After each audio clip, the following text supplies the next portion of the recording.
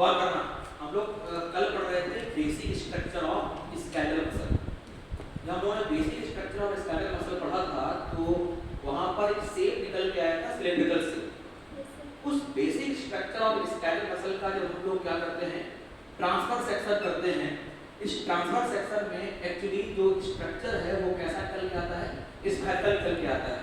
ठीक उस तरह से अगर हम इस मार्कर को इस तरह से ट्रांसवर्सली कट करेंगे तो इसका जो ये वाला पोर्शन होगा कैसा होगा, राउंड होगा, इसलिए स्ट्रक्चर कैसा दिख रहा है, स्फेरिकल दिख रहा है। कितनी बात क्लियर हुई? ध्यान रखना है किसी भी स्केलेटल मसल के जब हम लोग टीएस को देखते हैं तो सबसे जो आउटर कवरिंग होती है उस आउटर कवरिंग को बोलते हैं एपिमाइसियम, और ये एपिमाइसियम कनेक्टिव टिश्यू की लेयर होती है। इसके बाद जब हम उस स्फेरिकल स्ट्रक्चर के अंदर देखते हैं तो आपको कई सारे मसल बंडल दिखाई पड़ेंगे। ये जो मसल बंडल होते हैं ये भी एक्चुअली स्फेरिकल होते हैं और इन मसल बंडल को चारों तरफ से कवर किए होता है कौन, एक दूसरी लेयर जो कनेक्टिव टिश्यू की बनी हुई है और दूसरी लेयर को बोलते हैं पेरीमाइसियम। क्लियर हुआ? अब हम लोग कहां पर हैं? पॉइंट ये है कि सारे के सारे मसल बंडल को एक लेयर जो कनेक्टिव टिश्यू की बनी हुई है तो सभी को होल्ड करके रखती है, सबको बांध कर रखती है। उस कनेक्टिव टिश्यू लेयर का नाम होता है फेसिया। जो फेसिया जो लेयर है ये लेयर सबसे इंपॉर्टेंट है क्योंकि यही सारे मसल बंडल को एक्चुअली क्या करती है, होल्ड करती है, बांध कर रखती है। अब पॉइंट यहां पर ये है कि इस मसल बंडल, यहाँ पर मसल बंडल है, यहाँ मसल बंडल है, मसल बंडल इससे ज्यादा भी हो सकते हैं और मसल बंडल के अंदर एक्चुअली क्या मौजूद है, प्रेजेंट है मसल फाइबर, और इन्हीं मसल फाइबर को हम लोग बोलते हैं मसल सेल। अब इस मसल फाइबर या मसल सेल को जब हम स्पेसिफिकली अलग से देखते हैं तो हमारी आपकी मसल फाइबर या मसल सेल एक्चुअली कुछ इस शेप में दिखती है। जैसा स्ट्रक्चर दिख रहा था बेसिक स्ट्रक्चर, वही स्ट्रक्चर दिख रहा है यहाँ पर मसल फाइबर का सिलिंड्रिकल। इस सिलिंड्रिकल स्ट्रक्चर को हम ऑब्जर्व करेंगे तो इस सिलिंड्रिकल स्ट्रक्चर में आपको अंदर की तरफ सार्कोलेमा फोल्डेड मिलेगी। इस फोल्डिंग वाले स्ट्रक्चर्स को बोलते हैं टी ट्यूब्यूल। क्या बोलते हैं बेटा? T tubule. और इस टी ट्यूब्यूल को एक्चुअली हम लोग ट्रांसवर्स ट्यूब्यूल कहते हैं। इसके बाद आप देखिएगा इन ट्यूब्यूल्स के बीच में कुछ स्ट्रक्चर्स डेवलप हुए हैं। इन स्ट्रक्चर्स को एक्चुअली बोला जाता है सार्कोप्लाज्मिक रेटिकुलम। सार्कोप्लाज्मिक रेटिकुलम किसके बराबर है? सेल में पाए जाने वाले एंडोप्लाज्मिक रेटिकुलम स्ट्रक्चर के बराबर। एक्चुअली हम मसल पढ़ रहे हैं इसलिए मसल में उसी स्ट्रक्चर को हम एक नया नाम देते हैं, नाम है सार्कोप्लाज्मिक रेटिकुलम। सार्कोप्लाज्मिक जो रेटिकुलम है ये sarcoplasmic reticulum actually smooth type के होते हैं, इसलिए इन सार्कोप्लाज्मिक रेटिकुलम को हम लोग मॉडिफाइड स्मूथ एंडोप्लाज्मिक रेटिकुलम या शॉर्ट में SER बोलते हैं। इतनी बात क्लियर है ना? तो इतनी बात क्लियर है तो बहुत ही इंपॉर्टेंट पॉइंट है। जब आप पीछे शॉर्ट देखेंगे तो आपको यहाँ पर क्वेश्चन मिलेगा नीट में। एक्चुअली क्या है कि सार्कोप्लाज्मिक रेटिकुलम के फंक्शन को पूछा जाता है। हमेशा रखना है कि सार्कोप्लाज्मिक रेटिकुलम का फंक्शन होता है एक्चुअली कैल्शियम आयन को स्टोर करना। तो क्वेश्चन अगर आता है कि store house of calcium ion, इसका नाम लेंगे आप सार्कोप्लाज्मिक रेटिकुलम। अब यहाँ पर पॉइंट देखिएगा, अगर हम इसके बीच में स्ट्रक्चर्स को देखते हैं, इन स्ट्रक्चर को एक्चुअली बोला जाता है, जो रॉड लाइक स्ट्रक्चर है, इन स्ट्रक्चर्स को बोला जाता है मायोफिब्रिल्स। और इन मायोफिब्रिल्स में ही एक्चुअली डिफरेंट टाइप की प्रोटीन्स अरेंज होती हैं। अगर प्रोटीन्स लाइट या थिन स्ट्रक्चर में है तो समझो वहां पर एक्टिन प्रोटीन है, और अगर प्रोटीन्स डार्क स्ट्रक्चर बना रही हैं या थिन स्ट्रक्चर बना रही हैं तो समझिए वहां पर मायोसिन है। जहां पर थिन स्ट्रक्चर होता है उसे लाइट या थिन मायोफिलामेंट कहते हैं, जहां पर डार्क स्ट्रक्चर होता है उसे थिक या थिक मायोफिलामेंट कहते हैं। अब पॉइंट यहां पे यह है कि जो आउटर कवरिंग ऑफ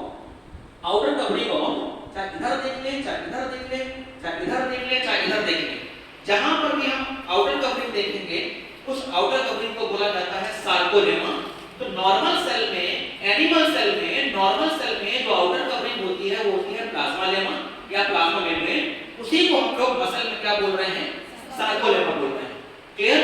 अगर यहाँ की बात क्लियर है तो गौर करने वाली बात ये है, ये जो मायोफिब्रिल्स हैं, इन मायोफिब्रिल्स को एक्चुअली सार्कोलेमा से कनेक्ट करने के लिए स्प्रिंग की तरह कुछ प्रोटीन्स होती हैं, इन प्रोटीन्स को बोलते हैं डिस्ट्रोफिन। क्या बोलते हैं? और ये डिस्ट्रोफिन है, ये एक्चुअली क्या कर रही होती हैं, मायोफिब्रिल्स को सार्कोलेमा से अटैच कर रही होती हैं बैलेंस को बनाने के लिए। इतनी बात क्लियर है? अगर इतनी बात क्लियर है तो हम अब क्या समझने वाले हैं, बहुत इंपॉर्टेंट बात बताने वाले हैं। क्यों? क्योंकि अगर आपको इस स्ट्रक्चर को समझना है तो इसमें आपको एक सबसे इंपॉर्टेंट पॉइंट समझना है, और उस इंपॉर्टेंट पॉइंट का नाम क्या है, सार्कोमेयर। क्या नाम बेटा? क्या है सार्कोमेयर, वो सुनिएगा। मैंने यहाँ पर अभी आपको क्या बताया कि जो मायोफिब्रिल्स हैं, इन मायोफिब्रिल्स में एक्चुअली क्या है, light band, dark band, light band, dark band का एक अरेंजमेंट है कि नहीं है? है कि नहीं? याद रखना है, इन्हीं अरेंजमेंट में एक स्ट्रक्चर डेवलप होता है। इन अरेंजमेंट में एक स्ट्रक्चर डेवलप होता है, उस स्ट्रक्चर को बोलते हैं क्या, सार्कोमेयर। क्या बोलते हैं? अब हम सार्कोमेयर को एक्सप्लेन करने जा रहे हैं। जब भी कभी सार्कोमेयर शब्द आएगा, आपको सार्कोमेयर के बारे में एक बात याद रखनी है, और क्या याद रखनी है, आप बोलोगे कि सार्कोमेयर स्ट्रक्चरल और फंक्शनल यूनिट होती है। सार्कोमेयर क्या होती है बेटा? स्ट्रक्चरल एंड फंक्शनल यूनिट होती है। किसकी? तो आप मुझे बताइएगा कि मैंने 3 तरह की मसल्स बताई थी। पहली बताई थी स्केलेटल मसल, दूसरी बताई थी स्मूथ मसल, और तीसरी बताई थी कार्डियक मसल। तो आप मुझे ये बताइएगा कि जो बैंड का अरेंजमेंट था वो कहाँ-कहाँ था? एक तो स्केलेटल में था और एक कार्डियक में था। इसलिए एक बात दिमाग में बिठाइएगा कि कार्डियक मसल में और स्केलेटल मसल में ही पाए जाएंगे क्या, स्मूथ मसल में सार्कोमेयर नहीं होगा। ये बहुत इंपॉर्टेंट पॉइंट है, यहाँ से क्वेश्चन बन सकता है। तो यहाँ पर मैं लिख रहा हूँ कि सार्कोमेयर क्या है बेटा मेरे, सार्कोमेयर है structural and functional unit of skeletal muscle और एंड कार्डियक मसल्स। क्या इतनी बात समझ में आ रही है? अगर आपको इतनी बात समझ में आ रही है तो मैं डिफाइन करने जा रहा हूँ इसको, सार्कोमेयर। एक बहुत ही इंपॉर्टेंट टॉपिक है, इस पर फोकस करना। अगर इस पर फोकस कर लिया तो जो मसल्स की मैकेनिज्म है बड़ी इजी हो जाएगी आपको समझने में। अगर आप यहाँ पर आप गड़बड़ कर रहे हैं तो सब गड़बड़ है, दिमाग में रखिए। यहाँ तक क्लियर हो गया? देखिए बेटा, गौर करना मैं क्या बोल रहा हूँ। मान लीजिए मैंने मायोफिब्रिल ले लिया, this is myofibril, this is myofibril. और यहाँ पर एक ध्यान देने वाली बात यह है कि मैंने आपको ऑलरेडी बता रखा है कि light band, dark band, light band, dark band, ऐसे अरेंजमेंट होता है। क्लियर है ना? अब आप देखिएगा बहुत इंपॉर्टेंट पॉइंट है, इसको फोकस करिएगा। जो लाइट बैंड होते हैं बेटा मेरे, जो लाइट बैंड होते हैं, इनको बाइसेक्ट करती है एक लाइन। इसी तरह से लाइट वाले बैंड को एक बाइसेक्ट करती है। बाइसेक्ट मतलब है कैसे काटना, क्रॉस करना। तो लाइट बैंड को एक लाइन में काट रही है या बाइसेक्ट कर रही है, फिर एक लाइट बैंड को बाइसेक्ट कर रही है, फिर इस लाइट बैंड को बाइसेक्ट कर रही है, फिर इस बाइसेक्ट लाइन को बाइसेक्ट, सॉरी, इस पूरे स्ट्रक्चर को एक्चुअली बाइसेक्ट कौन कर रहा है? एक लाइन। तो सबसे पहले तो आपको क्या करना है, इन लाइनों के नाम याद रखने हैं। तो एक्चुअली इस लाइन को बोलते हैं जेड लाइन। क्या बोलते हैं बेटा? Z line. तो सिंपल सी बात है, एक जेड लाइन यहाँ पर है तो दूसरी जेड लाइन कहाँ? क्लियर हो गया? नहीं हो गया? तो ऐसे कौन ऐसे आगे बढ़ते जाएंगे तो जेड लाइन मिलती जाएंगे। एनी टू, अगर हम इस जेड लाइन की बात करें, इस जेड लाइन से लेकर इस जेड लाइन तक एक पूरा एरिया दिख रहा है कि नहीं दिख रहा है? इस एरिया को ही तो बोलते हैं क्या? सार्कोमेयर। क्या मेरी बात समझ में आ रही है? किसी को कंफ्यूजन तो नहीं है? तो आपको एक बात ये क्लियर हो गई, सीधे क्वेश्चन पूछा जाएगा कि जो लाइट बैंड होते हैं, ये लाइट बैंड को बाइसेक्ट कौन कर रहा है? Z line. और दो जेड लाइन के बीच की डिस्टेंस को क्या बोल रहे हैं? सार्कोमेयर बोल रहे हैं। एक सार्कोमेयर यहाँ पर दिख रहा है, एक सार्कोमेयर यहाँ पर दिखेगा। ऐसे जो सार्कोमेयर दिखते चले जाएंगे ना, यहाँ तक कोई दिक्कत तो नहीं है ना?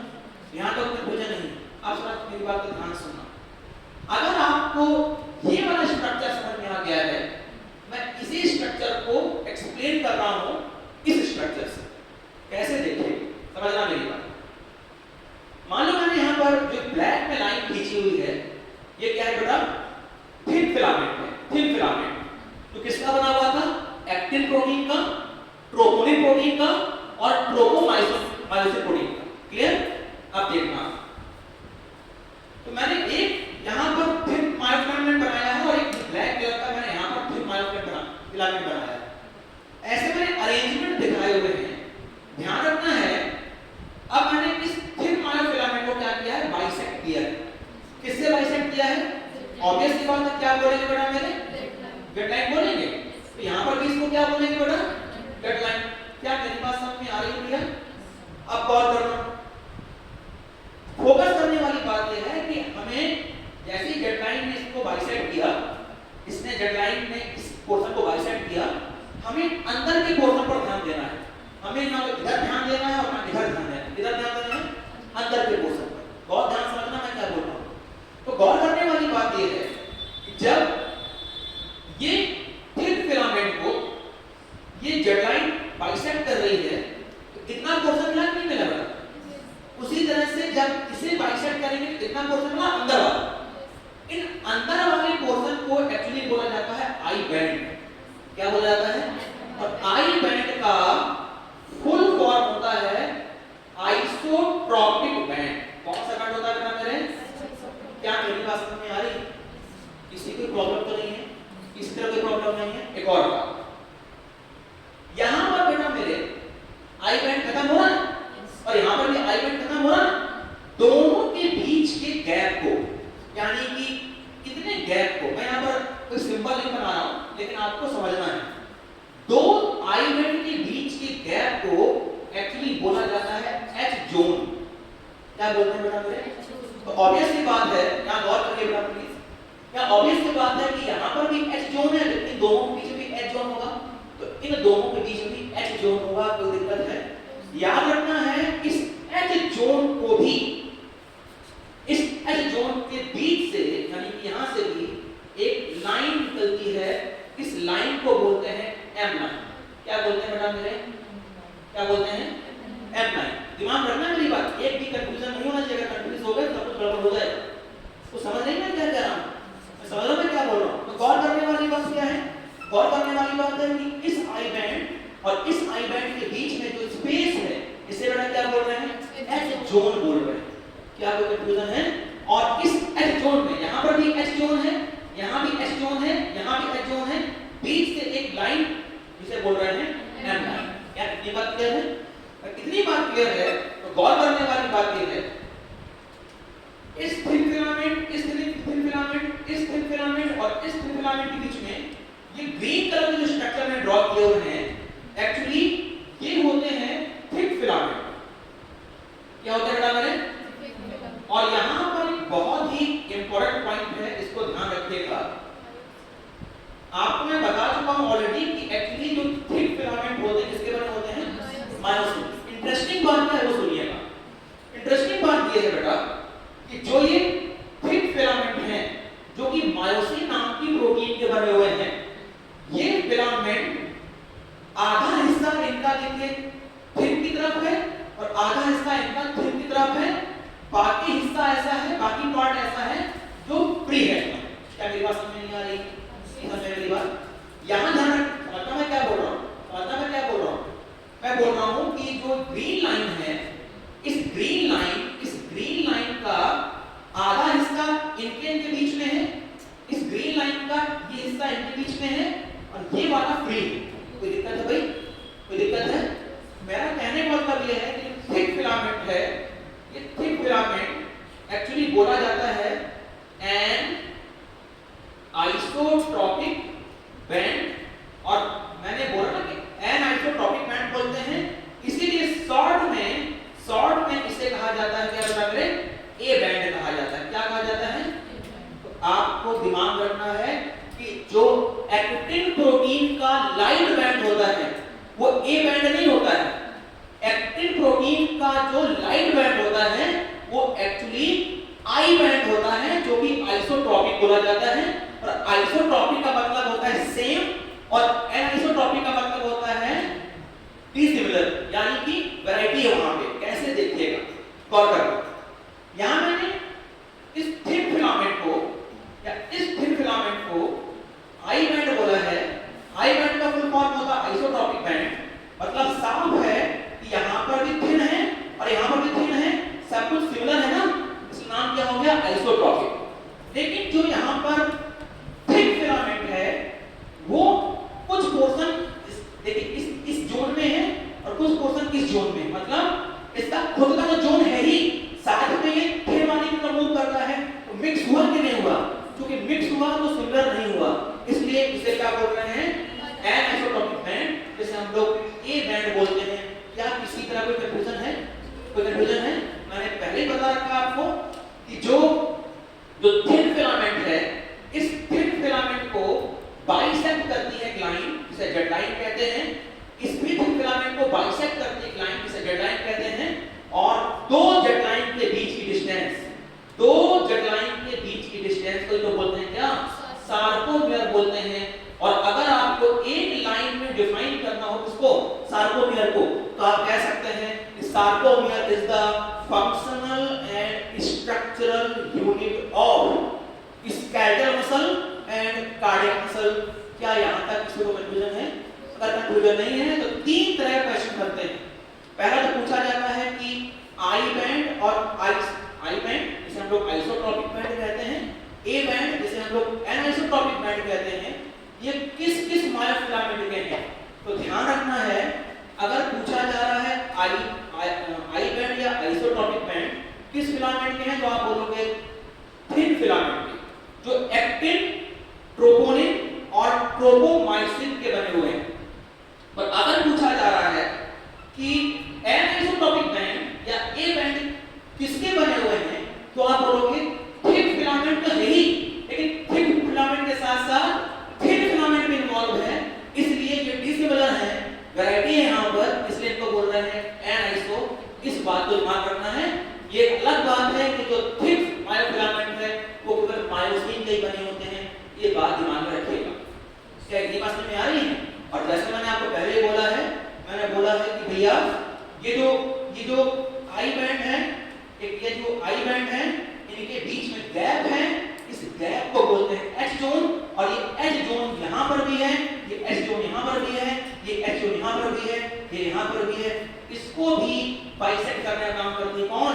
एम लाइन करती है। तो एम लाइन क्या है, जेड लाइन क्या है, एच जोन क्या है, आई बैंड क्या है, ए बैंड क्या है, और सबसे खास बात है कि सार्कोमियर क्या है। यहां तक आपको कॉन्सेप्ट क्लियर होना चाहिए। क्लियर है ना? अगर क्लियर है तो ध्यान रखना है